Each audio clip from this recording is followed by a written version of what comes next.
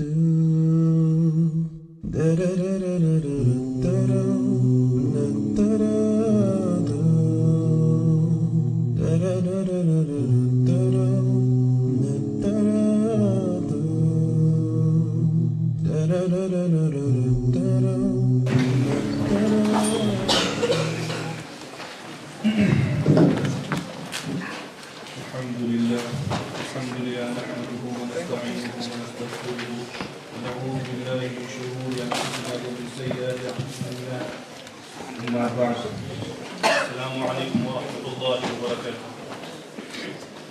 name is Islamic. I want to start my talk off with the story of a friend of mine. And I am an eyewitness to this story.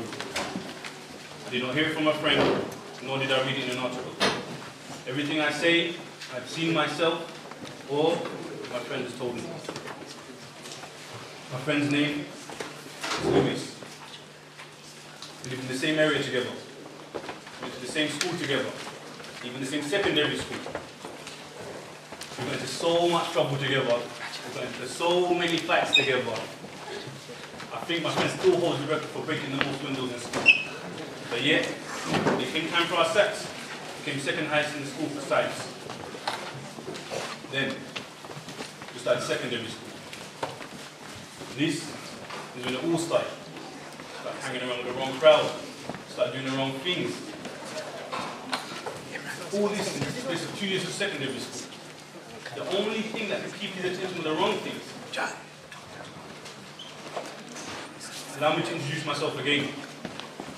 My name is Ibrahim.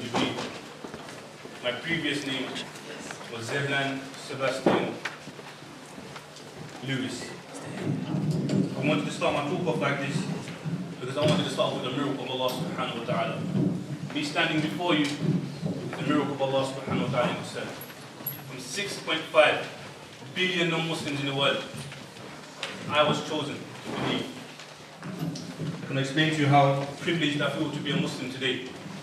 How honored I am to stand before you today to talk about the blessed deen of Allah subhanahu wa ta'ala. I became Muslim 6 Ramadans ago. The school I went to, they had a big percentage of Muslims. So automatically I had a lot of Muslim friends. Every year, the month of Ramadan would come, they would go. But this Ramadan, it was different. My friends started wearing their white hats and they started wearing their trousers above their ankles. So naturally you wonder, like, I asked them, how come you started wearing this white hat to school and how come you started wearing your clothes above your ankles? And the reply he gave to me was that it is a sunnah of our Prophet Muhammad sallallahu alayhi wa sallam. Now, we all know how the movies with our friends is always mellow, it's always jolly, everyone's joking, everyone's laughing. But when he said this to me, he was serious, very serious. Kind of took me back a bit, I was surprised. So, as time went on, during that Ramadan, I began to realize the subtle changes in these few Muslims' lives. So one day, we're sitting around in this park bench, and they were talking about Muhammad sallallahu alayhi wa sallam, how he walked past his lady's house every day and she would try to do things to harm him. And after a while he realized that she wasn't doing it to try and harm him. So he asked his companions, where's this woman? I haven't seen her overnight. So they informed him that she had become ill. And hearing this, the Prophet Muhammad sallallahu alayhi wa sallam, he went to see her. As he entered her home, the woman was shocked. How this man that I've tried to harm for so long has come to see me in my time of need. Through the character of Rasulullah sallallahu alayhi wa sallam, this woman accepted Islam. And this is one of the main reasons I accepted Islam. The character of Rasulullah sallallahu alayhi wa sallam. The character of Rasulullah sallallahu alayhi wa sallam itself is a miracle, is a true miracle. Like how a person can have the character of Rasulullah sallallahu alayhi wa sallam. It's an amazing thing. You should not take it for granted. So now, time went on. Started learning more about Islam, and until one day I was in the park again, I was talking to my friend just before I became Muslim, and talking about the Gog and Magog and all these little things. For you it might be normal things, but for me it was so exciting just to learn about these small things, like hearing the Qur'an ayats, the hadith, stories of the Sahaba. It was like I became addicted to Islam. so like excited just to learn little things. Just the word ayat means line or sentence, line. I was the one to learn the word ayat. It was so exciting for me to learn. So she was talking to me about the Sahabas and everything. In between speaking to me, he said to me, why don't you become Muslim? And actually, you want to reject the comment. I wanted to reject the comment in my head, but there wasn't a no in my heart. I couldn't find the yes. I couldn't find. There was no no. There was no no. There was no no. So why is there no no? At that moment, I stood up and I said to him, I want to become Muslim. So he said, let's go to the masjid. I made my way to the masjid in my bright green, orange puffer jacket, big afro, chains, earrings, necklaces, and I sat down in the masjid. And as I sat there, a man came to me and he said to me, are you sure you're not being forced? Are you being forced to become Muslim? Are you being peer pressured? I said, no. It's my own choice. I want to become Muslim. Because obviously I was very young, I was about 14, 15 at the time. The young I used to do, big change.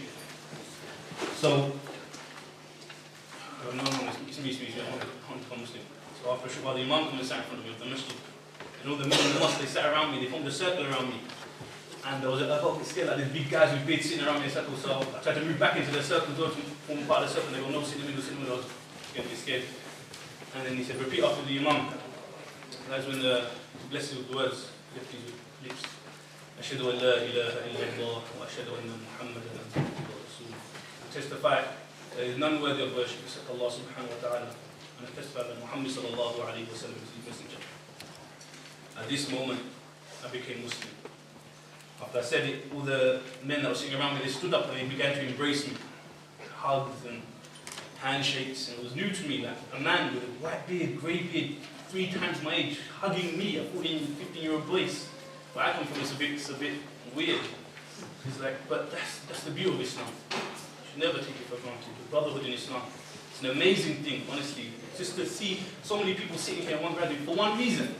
It's an amazing thing. You should not take it for granted. How is it possible for me to stand in a room full of loads of people I've never met? They call them my brothers. In front of, there's loads of women in the other room. Never seen any of them. They yet call them my sisters. This is the beauty of Islam. And the amazing things. Now, the changes in my life are apparent before you. My clothing, my beard. These are things that are apparent before you. I want to tell you about the things that are not apparent. My education. In school, obviously, I was a bit of a truant, not very good student. I didn't gain a single GCSE in school. Not a single GCSE. English, maths, nothing. Then, after I became Muslim, I started Dawud in Dewsbury. And I gained my first GCSE in Arabic. My family life. The change in my family life can be understood through 2 comments which my mother made to me. She said to me, the first comment was, she said to me that if you didn't become Muslim, you'd be in jail or dead by now. The second comment is, she said to me that I think your brother should become Muslim. And at times like this is when you remember the Qur'an. Inna ma'al usri yusra. After hardship comes ease. A perfect example of this is a personal story. None of my family are Muslim yet. Inshallah they will be. Inshallah. I was in Dewsbury. I was in madrasa and I called home. And it was around about Eid time. So my mum, she said to me, oh, son, I've got you an Eid present. So I'm thinking, oh, what's his Eid present? And I spoke to my little sister. She wasn't telling me. I thought, tell me. She went, no. So I spoke to my little sister. I was like, tell me when it is. And she's like, is it your Christmas coming up? That's the word she used. She said, is it your Christmas coming up? Oh, yes, it's like Christmas, baby. And then she said, no, I can't tell you. Mummy's going to shout at me. So I said, okay. So I wait. And then on the way home, we get dropped off at Whitechapel area, and my mother picks me up from Whitechapel in a car. So when I get out, obviously, if anyone's ever been there, you see loads of students running around. It's a bit mayhem. So I was looking for my mom's car. I was looking, where's my mom parked? So then I'm looking around and I put my bags, and a little girl, she approaches me, and it's my little sister, and she's wearing a jilbab and a hijab. And I picked her up, and she said, "Do you like your Eid present?" And I said, "Yes, we like my Eid present." So. And this wasn't through this muhabbat, this love that built between my family is not due to me or anything like that. It's through the character of Rasulullah. Every act, whenever it happened, I tried my best to follow the sunnah of Rasulullah. This is the best way. I can personally tell you from personal experience It's the best way. You'll never get a better way. You'll never, ever, ever, ever get a better way. It's perfect. And you'll see the change if you follow it correctly. So, even though my mother, she done this for me out of love, but yeah, nowadays Muslims, the men, Christians walk around with a cross around their neck, Hindus walk around with a dot on their forehead, Sikhs and wear turbans. All these people are willing to express their religious beliefs. Yeah, a Muslim man cannot walk around with the Sunnah of Rasulullah in his face. A woman cannot wear a hijab. However, times do get hard in life, and you will go through many different problems, for many different reasons, from financial problems to work problems, many other personal problems. However, when I go through problems, being the only Muslim in my family, and I'm being discriminated for the religion I choose and the clothes I choose to wear, I remember the dua of Musa alayhi salam. And Allah subhanahu wa ta'ala, he said to Fir'aun, spread the oneness of Allah subhanahu wa ta'ala. Musa alayhi salam, he was worried, he was concerned, it's a big job. So he said to Allah subhanahu wa ta'ala, I'm worried, I'm concerned, I'm not a very eloquent speaker. So I'm not an eloquent speaker. My brother Harun is a much more eloquent speaker than me. And Musa alayhi salam, he made this dua. رَبِّ اشْرَحْ لِي صَدْرِي. Oh Allah, expand my chest. وَيَسِّرْ لِي أَمْرِي. Make my task easy for me. وَاحْلُلْ عُقْدَةً مِنْ لِسَانِي. And untie the knot on my tongue. يَفْقَهُ قَوْلِي. So that they may understand my speech. The last request I would like from everyone is that make dua. Allah subhanahu wa ta'ala gives my family the ability to